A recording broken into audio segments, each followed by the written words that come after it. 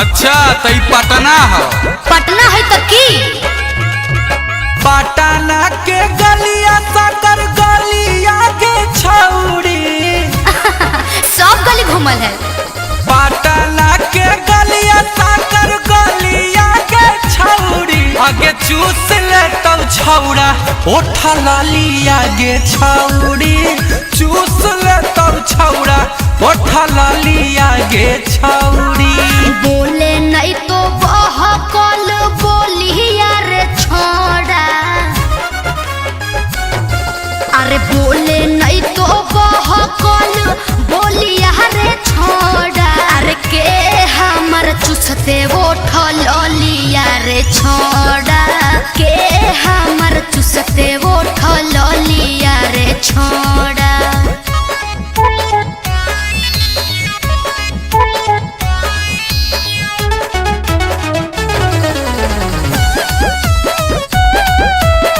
अरे जब पते हो तो सुन ना एक बात कही हो। अब की कहनी जैसन सिलाऊ वाला खाजा है गे छौड़ी तो की होले।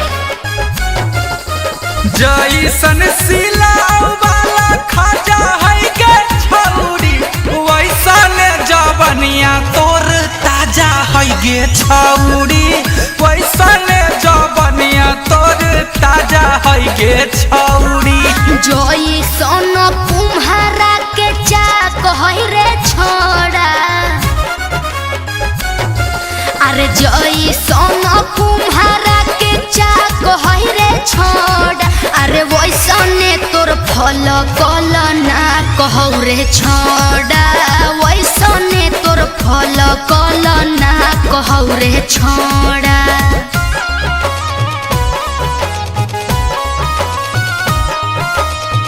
हे गे की एगो बात कहियो। बोल तोर ड्रेसवा देख के दिमागवा हमार हिल जा। तोर माना में की हो हम सब जाने हियो। सुन सुन बोल बोल जैसन गाया के तिलकुट है गे छौड़ी तो हम कम फेमस हियै। जैसन गाया के तिलकुट है गे छौड़ी आगे वैसन तोरा उजरा उजरा सूट है गे छौड़ी वैसन तोरा उजरा उजरा सूट है गे छौड़ी। चलिया हो जैसन की सुन जय भी गोरिया। अरे चलिया हो जैसन की सुन जय भी गोरिया। अरे गुंजन मनवा दोनों खाई जय भी मोरिया। गुंजन मनवा दोनों खाई जय भी